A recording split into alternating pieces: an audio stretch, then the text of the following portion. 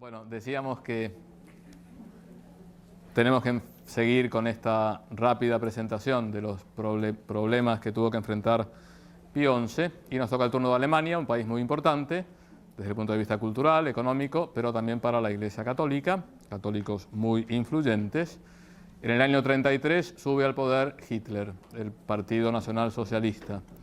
Yo creo que es muy importante subrayar cómo Hitler no hace ningún golpe de Estado, lo hizo en el pasado, que le salió mal, pero Hitler gana las elecciones a través de alianzas, etc., con lo cual desde un punto de vista formal o procedural, como se dice ahora, el régimen nazi era un régimen democrático y sin embargo nadie puede afirmar que era un régimen democrático.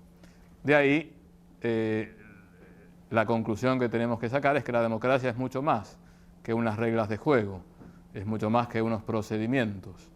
Una democracia como la que está presente en muchos países, también aquí, donde quieren legislar sobre el matrimonio homosexual, donde se quieren ampliar las causales para despenalizar el aborto, etc., es muy poco democrático, es un totalitarismo que causa víctimas como causó tantas víctimas los totalitarismos del siglo XX. Bien, entonces en 1933 Hitler sube al poder y en 1933 la Santa Sede firma un concordato con Hitler. Y uno dice, ¿cómo puede ser que la Santa Sede haya firmado un concordato con Hitler? El nuncio en Alemania era Eugenio Pacelli, que después fue Pío XII, con lo cual todavía peor, dice, claro, el nuncio en Alemania. Ya el mes que viene creo que va a venir más gente todavía porque es el tema más polémico, es el pontificado de Pío XII. Pío XII era profundamente antinazi, es evidente, lo trataremos de demostrar el mes que viene, pero se insiste tanto en la firma del concordato, y además era la política de Pío XI, tuvo una gran política concordataria, firmar acuerdos con los distintos países, con todo tipo de países de distinto régimen, era para tener fundamentalmente una base jurídica para poder protestar contra los abusos del régimen.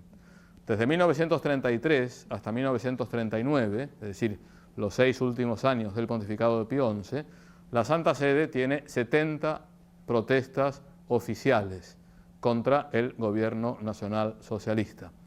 ¿En qué se basan esas protestas? En el concordato. Dice, ustedes se comprometieron a respetar la educación católica, la libertad de la prensa católica, etc., y no lo están respetando. Si no se hubiera firmado el concordato, ¿qué base jurídica se tenía para protestar? Ya sabía perfectamente Eugenio Pacelli y Pío XI con qué tipo de persona estaba tratando, pero me parece que de una forma muy prudente, pusieron un fundamento jurídico para poder tener algún arma y decir algo con un cierto valor también en el ámbito internacional. Las cosas se van cada vez poniendo peor, una persecución abierta, y en concreto en 1937 publica una encíclica, quizá una de las más conocidas de Pío XI, que es la Mitbrennender Sorge. Habitualmente el Papa, las versiones oficiales de las encíclicas son en latín, pero hay algunas encíclicas destinadas a un país determinado y por lo tanto non abbiamo bisogno, y está Mitbrennender Sorge, que significa con creciente preocupación. Para eso llama a todos los cardenales alemanes y está presente quien era en ese momento el secretario de Estado de Pío XI, que era el antiguo nuncio en Alemania, Eugenio Pacelli, que es el gran inspirador de la encíclica Mitbrennender Sorge, donde es una condena furibunda al nacionalsocialismo, aunque no se dice, no se habla del nazismo, pero bueno, es evidente de quién está hablando, no tiene la palabra técnica, por así decir, del nazismo. Y en concreto, lo que critica absolutamente la visión materialista, racista del nazismo, y en particular en la utilización de terminología religiosa y de la revelación cristiana para aplicarla a la ideología que es profundamente anticristiana. Es la manipulación de las palabras que hacen habitualmente todas las ideologías. Dice, revelación es la palabra de Dios a los hombres, no sugestiones provenientes de la sangre y de la raza. Son la revelación de la raza aria. La fe consiste en tener por verdadero lo que Dios ha revelado y no la alegre y orgullosa confianza en el futuro del propio pueblo. La inmortalidad es la supervivencia individual del hombre después de la muerte terrena y no una supervivencia colectiva en la continuidad del mismo pueblo para un futuro de duración indeterminada en este mundo.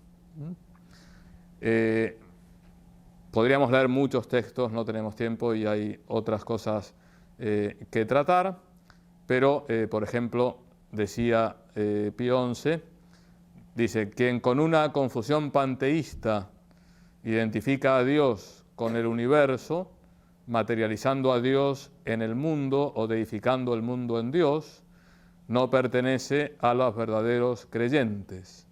Tampoco posee la fe verdadera el que sustituye a Dios con el destino impersonal, siguiendo una pretendida concepción precristiana del antiguo germanismo. Bien, es una crítica demoledora la que hace, iba a ser Benedicto XVI, Pío XI del nacionalsocialismo, y esto provoca mayor persecución contra los católicos en Alemania.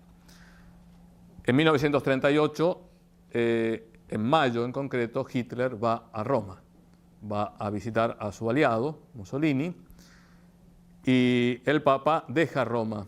Ya tenía pensado dejar Roma, ya en el calendario de ese año estaba pensado que iba a ir a Castel Gandolfo, es decir, que no se fue solamente porque llegaba Hitler, pero aprovechó para decir claramente que no quería estar en la misma ciudad y que la cruz gamada, la esvástica, no tiene nada que ver con la cruz de Cristo.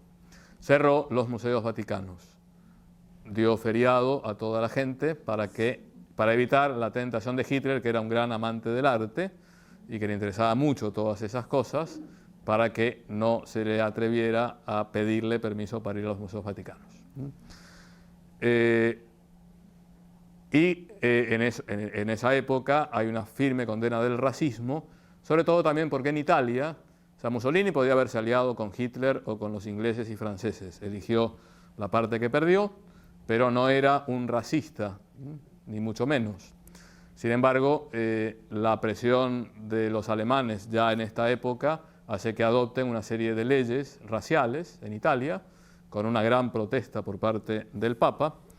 Hay un libro fantástico que se llama El jardín de los Fizzi Contini, que es una familia hebrea en Ferrara, me parece que es. Bueno, y cuenta un poquito ahí la persecución contra los judíos, la época en donde se imponen las leyes raciales.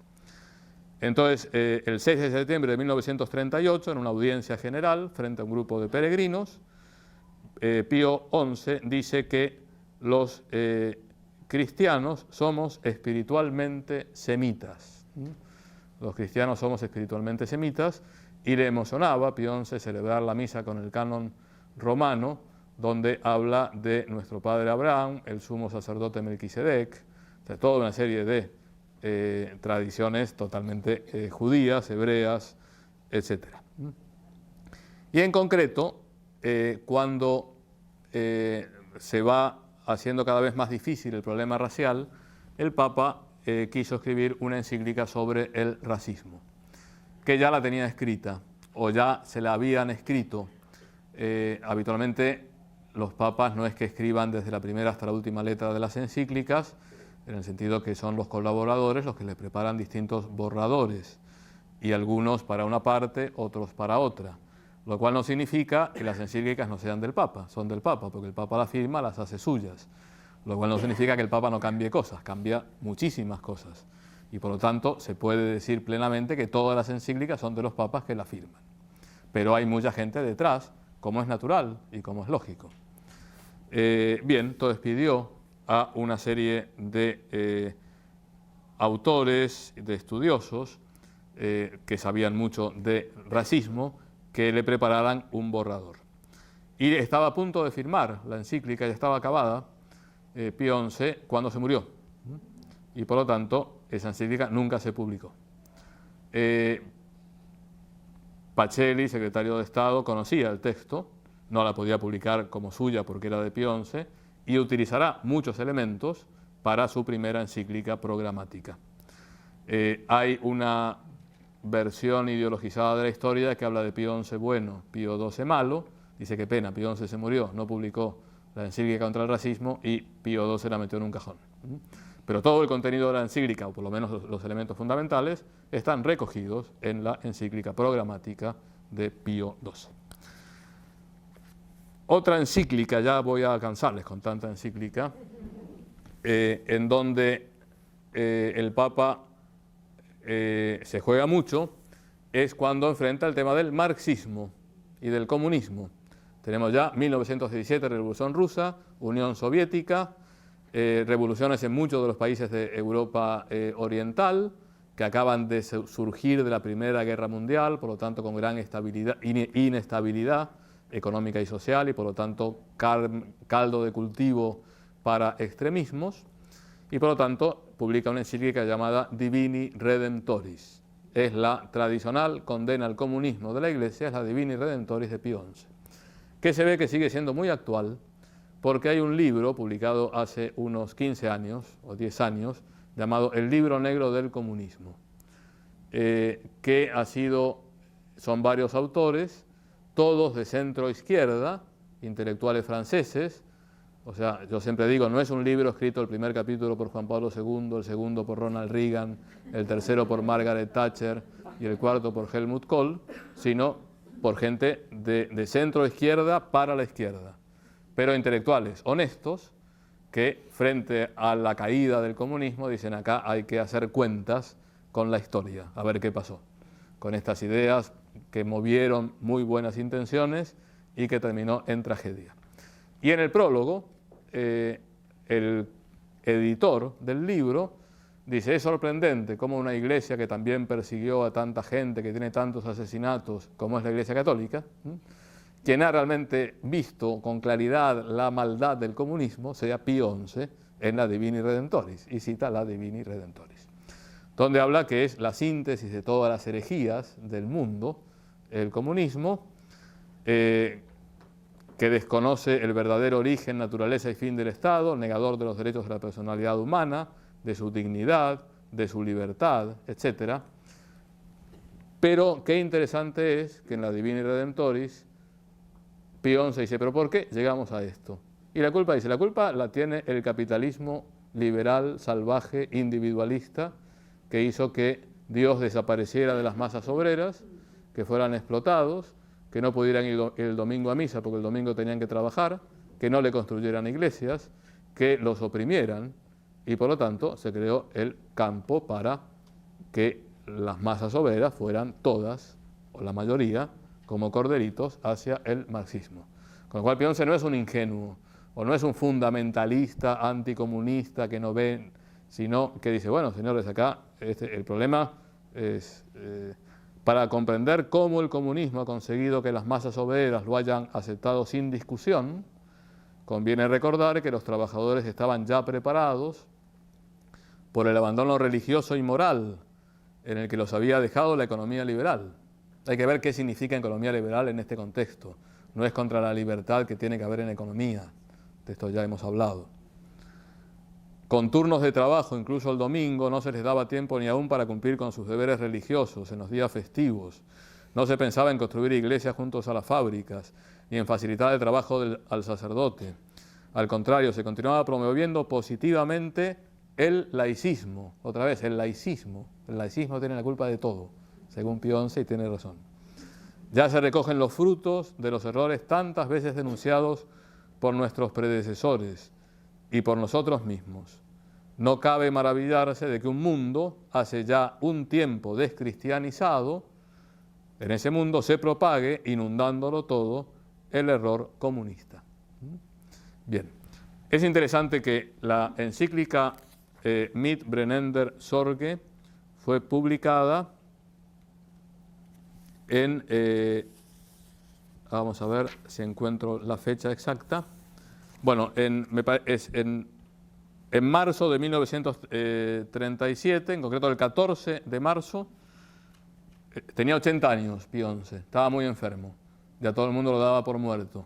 Se recuperó y el 14 de marzo publica la Mit brennender Sorge, el 19 de marzo la Divini Redemptoris, o sea, 5 días después, y el 28 la Firmissimam Constantiam, que era la cuarta encíclica de condena contra la persecución en México, contra la Iglesia Católica. Con lo cual, el Papa, que ya estaba dado por muerto, publicó 3 encíclicas impresionantes en 15 días. Y vivió todavía 1 año y medio más.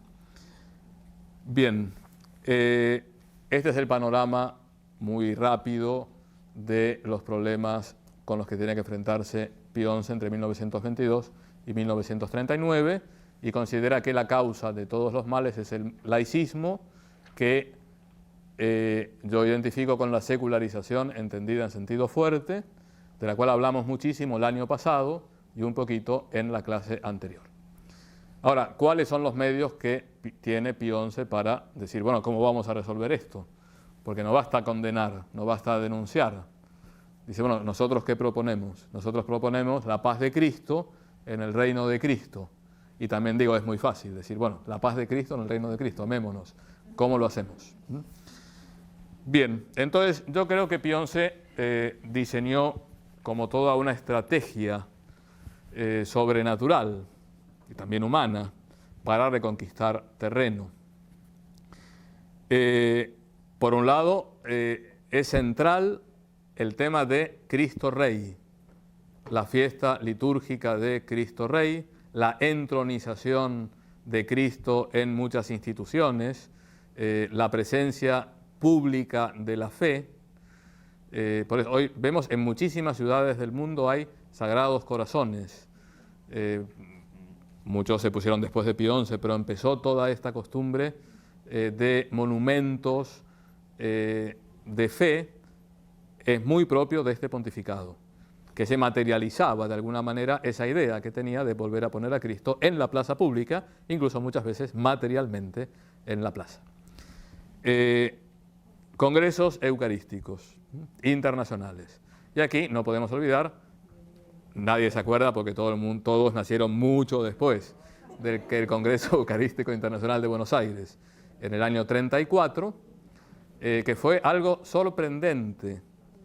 El Papa mandó como legado pontificio, de esto hablaremos el mes que viene, a Eugenio Pacelli, al secretario de Estado. Ahí aprendió a hablar castellano. El acto central del Congreso Eucarístico fue una misa en el Monumento de los Españoles. Se repartieron 1.200.000 comuniones, entre ellas 400.000 para hombres, cosa que es de locos, porque en América Latina en general los hombres no van a las ceremonias religiosas. No iban, ahora van los que quieren, pero antes iban por obligación. 400.000 comuniones de hombres maduros, no de niños. Es impresionante. Pío XI se quedó sorprendido con la respuesta que tuvo el Congreso Eucarístico Internacional, que después hubo otros congresos eucarísticos en Budapest, donde siempre mandaba a Pacelli. Pío XI preparó a su secretario de Estado para sucederlo y decía, lo mando por el mundo para que él conozca el mundo y que el mundo lo conozca a él. Con lo cual era cantado. En el cónclave que eligen a Pío XII fue el cónclave más rápido del siglo XX. En cambio, el de Pío XI fue quizá el más largo. Bien, los congresos eucarísticos internacionales, otra vez, son manifestaciones públicas de fe. Vamos a ir todos a la calle, vamos a ir a la Plaza de Mayo, vamos a hacer procesiones, porque era un mundo totalmente secularizado y paganizado. ¿Esto resuelve todos los problemas? No. ¿Resuelve algunos problemas? Sí, yo creo que sí. Yo creo que sí. Me parece que sería muy bueno que volviéramos a... Bueno, y de hecho se están haciendo más cosas. Gracias a Dios, el Vía Crucis de Plaza de Mayo, que empezó como una manifestación muy chiquitita. La última vez fueron 40.000 personas, me parece. Y eso es una cosa muy buena. Quizá después la gente que va ahí, después no va a misa, no sé. Es muy importante estar presentes y hacer presente la fe, poner imágenes de la Virgen. Todo esto creo que hoy en día, cuando todo el mundo las quiere sacar, vamos a ser nosotros los que las volvemos a poner y vamos a tratar de poner más. Bien, eso es parte de la estrategia. Las canonizaciones. Claro, acá en el libro se habla de que es uno de los papas que más canonizó. Pasa que es ridículo el número de canonizaciones de Pío XI en relación con el de Juan Pablo II, que canonizó solo él más que en toda la historia de la Iglesia junta, con lo cual son incomparables. Pero hubo muchas canonizaciones y en particular tenía especialísima devoción a Santa Teresita del Niño Jesús, decía que era la estrella de su pontificado. Y dedicó algunas encíclicas, son encíclicas cortas en general, a santos que podían dar luz sobre los problemas de la cultura contemporánea o a él contemporánea. En concreto, la Rerum Omnium sobre San Francisco de Sales. San Francisco de Sales es un santo que habla mucho de la santidad de la gente normal y corriente, y bien, era importante recordar esto. Santo Tomás de Aquino, que era, ya lo vio con gran claridad León XIII, el problema es un problema cultural y por lo tanto renovar el tomismo era un arma muy importante y muy eficaz. San Francisco de Asís, La Paz, etcétera, San Agustín, encíclicas de cuando se cumplía algún centenario o alguna fecha redonda.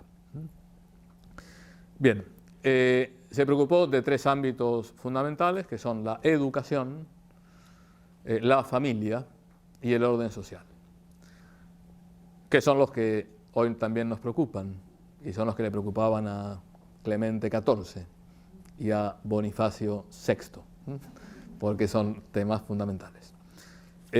Y son tres grandes encíclicas las que tiene Pío XI, Divini Ilius Magistri, que es sobre la educación, donde critica la educación neutra, que es una educación tipo masónico-liberal, y habla del derecho de los padres a elegir la educación para sus hijos. La obligación, no solo el derecho, sino la obligación de los padres de formar a sus hijos.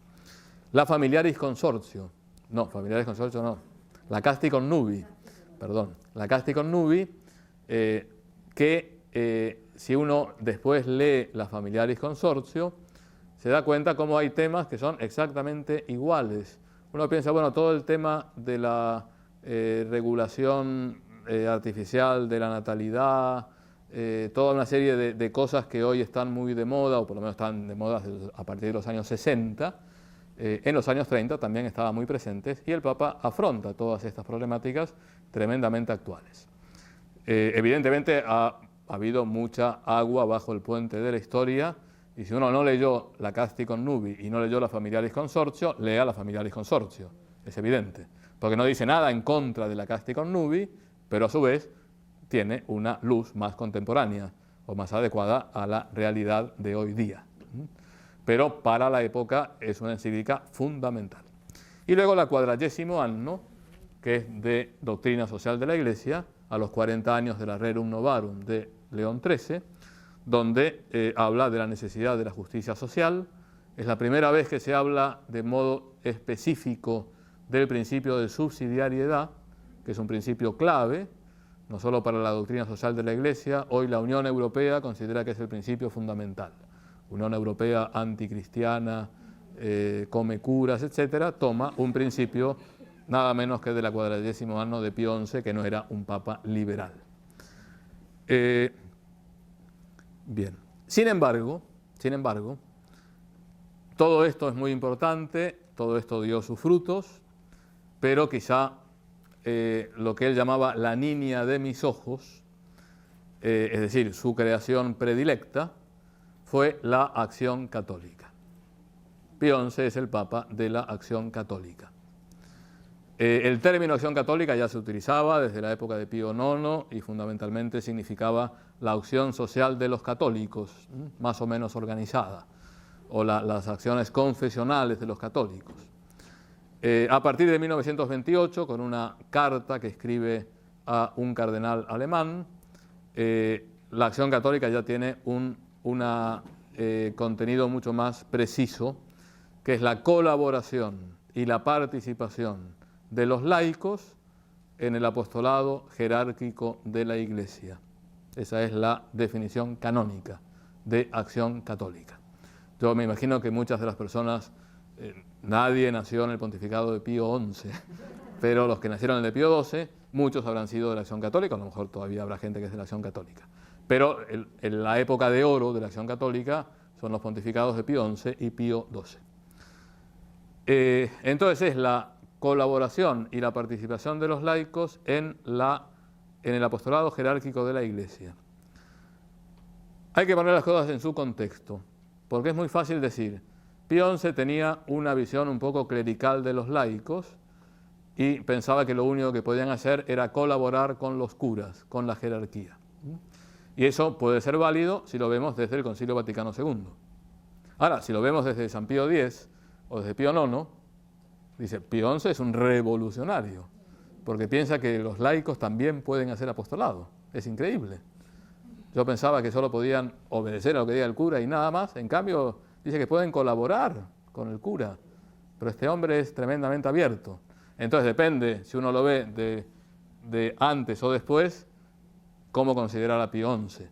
Cada cosa tiene su época, el Espíritu Santo va insuflando sus luces y su aliento según lo considere conveniente.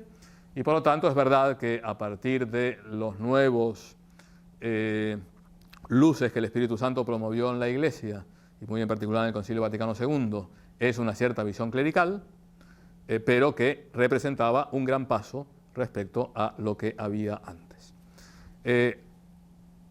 Entonces, la colaboración en el apostolado jerárquico de la Iglesia, lo dice en concreto Pío XI, el apostolado con mayúscula lo hace la jerarquía. Son los obispos los que hacen apostolado, en cuanto a sucesores de apostolados, de los sucesores de los apóstoles. Los laicos pueden colaborar, simplemente colaborar. Es más, en algunos lugares, por el anticlericalismo, por el laicismo, el cura no puede llegar. Y entonces, como no puede llegar el cura, bueno, que llegue el laico. Que llegue el laico.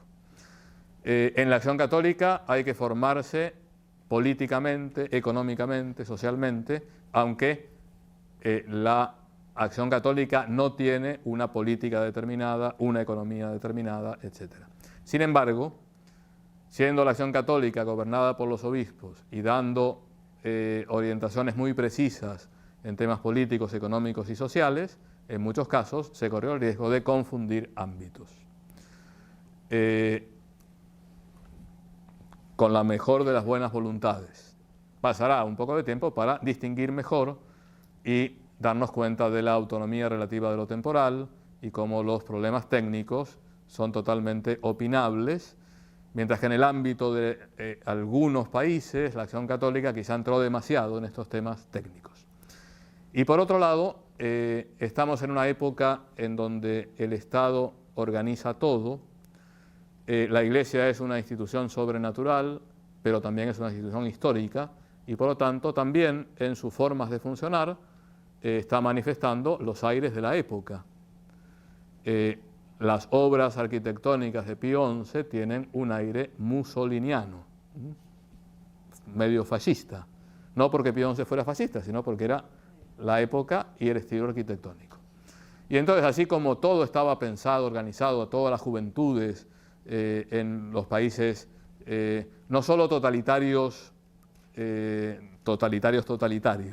como el fascismo, el nazismo o el comunismo, sino en países donde había mentalidad de partido único, como podía ser el franquismo en España, el salazarismo en Portugal, el justicialismo en Argentina, de la primera época, estaba todo organizado. Bien, en la Iglesia Católica, Pío XI toma algunas de estas ideas, no sé si me explico, de tenerlo todo muy estructurado. Y por lo tanto, que todos hagan de la Acción Católica y vamos todos como un ejército para poder vencer las batallas, no las batallas militares, sino las batallas culturales. Yo les voy a leer un párrafo que, claro, hoy Pío XI sería denunciado a Amnesty International, pero hay que ponerlo todo en su contexto. 1935, nadie le llamaba la atención esto. Entonces escribía a los obispos brasileños. Decía: no será nunca suficientemente recomendado que las nacientes asociaciones no solo vivan en perfecta armonía, sino que sean oportunamente coordinadas y ligadas en la más estrecha y orgánica unidad. De las asociaciones parroquiales a los organismos diocesanos, de estos a los centros directivos nacionales. Todo debe estar bien encajado y compacto, como los miembros de un solo cuerpo, como los varios cuerpos de un ejército poderoso. Sería por eso un error y un daño gravísimo si en las parroquias o en las diócesis surgiesen asociaciones de fieles con fines análogos a los de la Acción Católica, o peor aún, con ella contrastantes. Las ventajas particulares o limitadas a un círculo estrecho de fieles, provenientes de dichas asociaciones, quedarían eliminadas por el daño que causarían con el desperdigar y disgregar, y a veces poner a luchar entre ellas, a las fuerzas católicas, las cuales, por la necesidad de nuestros días, deben ser, como dijimos, potentemente organizadas en obediencia a la jerarquía y al servicio de la Iglesia. Bien, entonces hay que ponerlo en el contexto. Quería una acción católica tremendamente organizada, estructurada, jerarquizada, y eso dio una grandísima eficacia, 1.200.000 personas en torno al monumento de los españoles, pero cuando cambien los aires culturales, aquello se va a ir diluyendo y va a surgir nuevas corrientes, nuevas asociaciones, nuevos aires, porque el Espíritu Santo sopla donde quiere.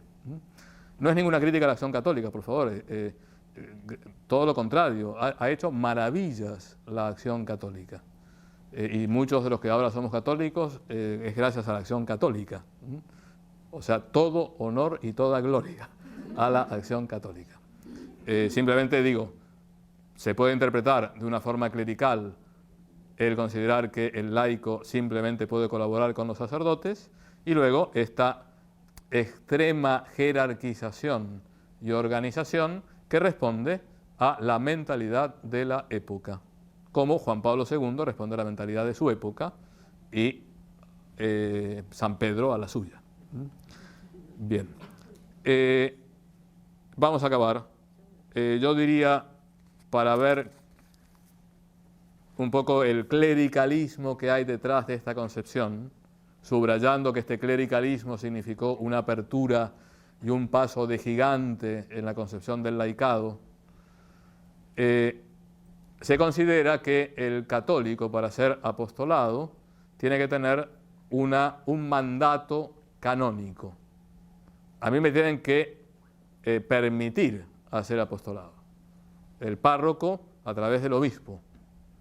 Y entonces hay un autor, tipo muy conocido, buenísimo, Santo Varón, profesor de una universidad romana en esa época, donde habla de que es precisamente necesario este mandato canónico, y en concreto dice: la base sacramental del apostolado de la Acción Católica se encontraría en el carácter de la confirmación. Dice: preexistiendo en el sujeto esta potencia física en definitiva, lo voy a hacer más breve. Dice que el bautismo, cuando uno está bautizado y todavía no ha sido confirmado y no recibe después de la confirmación el mandato canónico para ser apostolado, dice, es la etapa egoísta de la vida cristiana, porque es todo para uno mismo. Y en cambio, recién después que uno recibe el mandato canónico, que puede desplegar su afán apostólico. La visión que estableció el Concilio Vaticano II es radicalmente contraria. Es gracias al bautismo por el que nos identificamos con Cristo, que no solo tenemos el derecho, tenemos la obligación de hacer apostolado. No en virtud del mandato canónico del obispo, sino por mi compromiso de cristiano, de tal manera que no tengo necesidad de un mandato canónico para difundir la fe de la Iglesia. Tengo necesidad de un mandato canónico para hacer algo que me pida el obispo, evidentemente sí. Y si quiero dar clases en una universidad católica, tengo que tener el mandato del obispo, pero no para escribir un libro sobre doctrina cristiana con ideas buenas y que quiera difundir entre mis amigos. Eso es una cosa muy positiva y totalmente personal. Bien, hablábamos al principio de que hay dos procesos de secularización: la secularización entendida en sentido fuerte, autonomía absoluta del hombre, que en términos de Pío XI sería el laicismo. Y Pío XI ha sido quizá el papa que más conciencia tomó de este proceso, porque le tocó lidiar con la Revolución Mexicana, con la Segunda República Española y la Guerra Civil, con el fascismo, con el nazismo, con el comunismo, con la crisis económica mundial, la más grave hasta la del año pasado, según dicen, y por lo tanto era evidente los efectos del laicismo. Sin embargo, me parece, con todo respeto por Pío XI, que lo admiro mucho y quizá de todos los papas es el que más he estudiado, porque me interesaba poner en contexto la fundación del Opus Dei, que es en 1928, en pleno pontificado de Pío XI. Sin embargo, me parece que no tuvo suficiente conciencia, porque los tiempos todavía no estaban maduros, de la secularización entendida en sentido positivo, es decir, la legítima autonomía de lo temporal. El ver que las cosas políticas, económicas y sociales tienen muchísimas posibilidades de ser resueltas, todas de acuerdo, o sea, hay muchas posibilidades que están de acuerdo con la doctrina cristiana o con una antropología inspirada en la revelación. Quizá los momentos, quizá no, con seguridad, los momentos no eran los más adecuados para hacer este tipo de distinciones. Pero, por ejemplo, es muy interesante ver cómo en Italia estaba el Partido Popular, que fue el germen de lo que después fue la democracia cristiana, fundada por don Luigi Sturzo, un sacerdote, que, sin embargo, fundó un partido no confesional. Con el fascismo, el Partido Popular es bastante perseguido. Pío XI no mueve ni un dedo para defender el Partido Popular, quiere paz y tranquilidad, y Luigi Sturzo se va de Roma, un hombre santo, tanto como Pío XI, pero bueno, que tenían visiones distintas de cómo tiene que ser la política y los cristianos en política, y va a París, después va a Londres, después va a Estados Unidos y volverá ya con Pío XII, porque consideraba fundamental la libertad en materias opinables, y Pío XI consideraba que había que respetar la libertad en materias opinables, pero sobre todo había que estar muy unidos en estos momentos de especial crisis y muy jerarquizados y muy organizados, y por lo tanto entre la obediencia y la libertad había que subrayar más la obediencia. No hay ninguna incompatibilidad entre obediencia y libertad, porque uno obedece libremente, pero bueno, hay épocas en donde hay más aires de libertad y hay otras épocas donde hay más aires de obediencia. Un pontífice grande, Pío XI, 1922-1939, que fue el formador de Pío XII, a quien nos referiremos el mes que viene. Creo además que lo que estamos viviendo en el día de hoy, las campañas mediáticas en contra de la Iglesia y en contra del Papa Benedicto XVI, pueden hacer más interesante todavía estas clases, no por lo que pueda decir yo, sino para ver que la Iglesia Católica no es solamente curas pedófilos que han hecho barbaridades por las cuales tenemos que pedir perdón y desagraviar, sino que gracias a Dios es una institución divina que ha hecho un gran bien a la humanidad, defendiendo, entre otras cosas, la dignidad de la persona humana frente a todos estos totalitarismos. Muchas gracias.